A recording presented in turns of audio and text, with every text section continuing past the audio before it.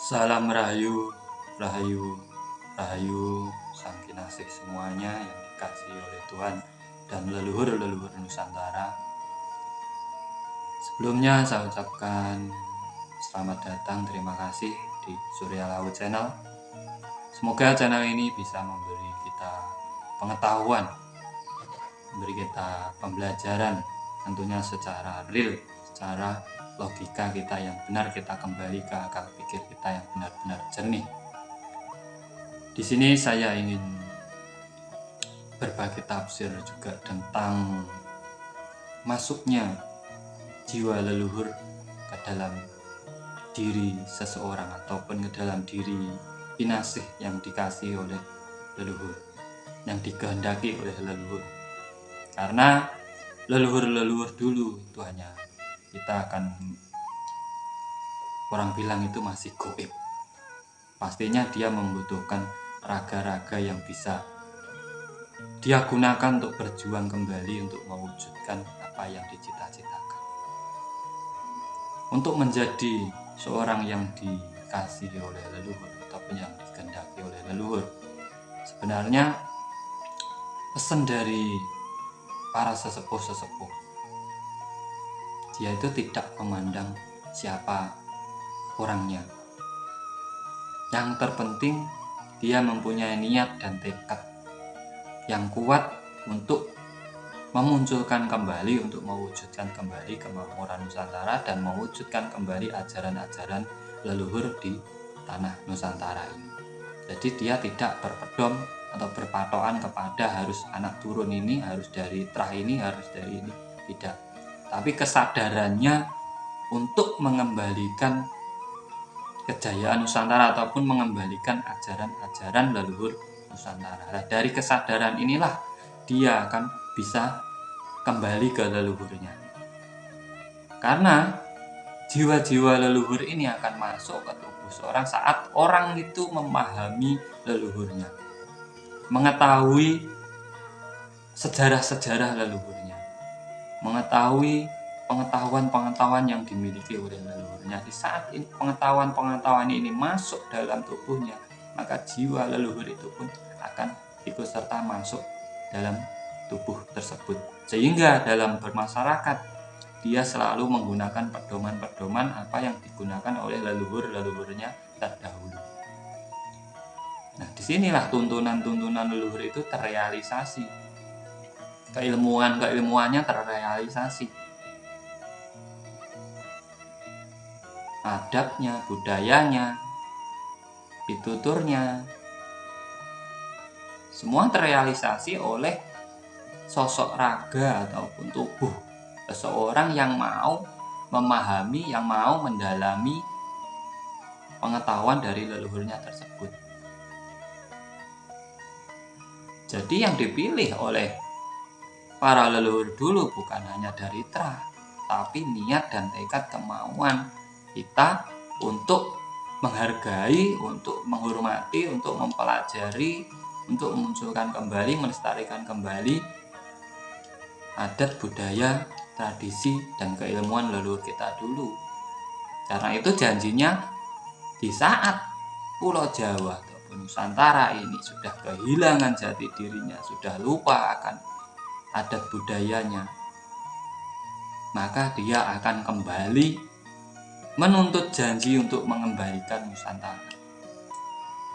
Nah, berarti menuntut janji ini dia ingin memunculkan kembali apa yang dimiliki Nusantara.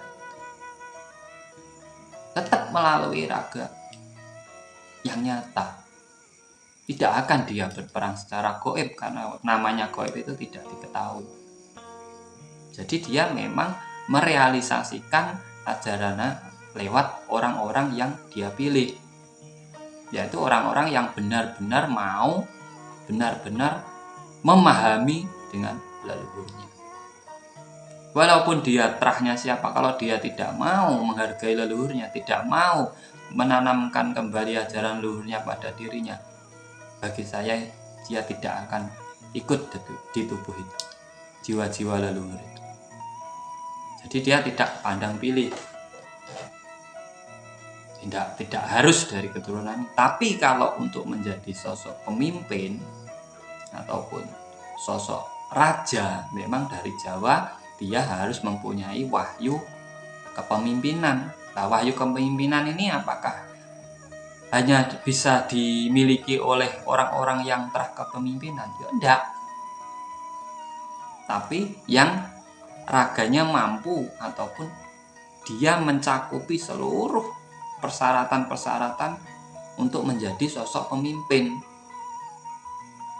Dia pasti kalau wahyu ini dia tidak memilih, karena Tuhan itu tidak pernah memilih kepada makhluknya. Kamu harus dari keturunan ini, kamu keturunan ini, keyakinanmu ini. Tidak pernah. Tuhan itu tidak pernah membeda-bedakan makhluknya. Wahyu pun tidak pernah membeda-bedakan kamu dari turun ini, kamu dari ini. Tidak.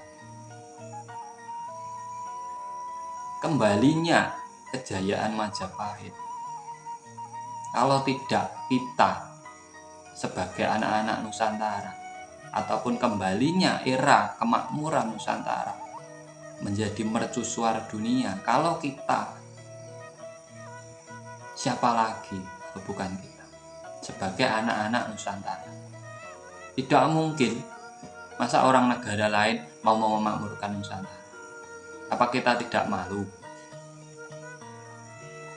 Dan pedoman yang digunakan harus dari leluhur Nusantara.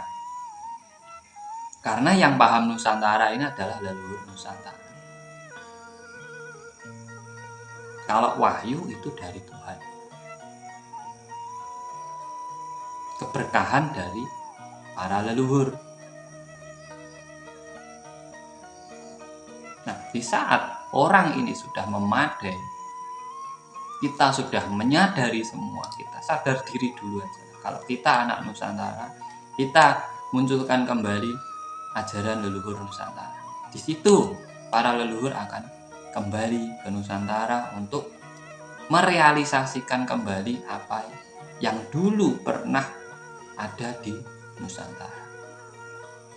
Jadi prosesnya seperti ini. Orang yang tidak tahu leluhurnya, terus tidak tahu ajarannya, tidak paham apa-apa, tidak mungkin ada jiwa leluhurnya di situ.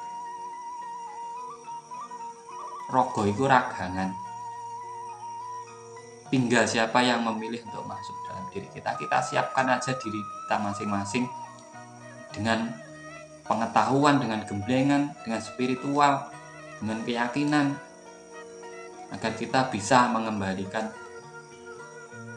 kemakmuran di Nusantara. Ini sebenarnya tanggung jawab semuanya. Kita tidak bisa menyerahkan satu orang. Semua itu berkewajiban. Karena apa? Kita hidup di Nusantara. Atau siapa lagi kan gitu. Terima kasih dari saya Surya Lawu. Semoga bermanfaat untuk semuanya.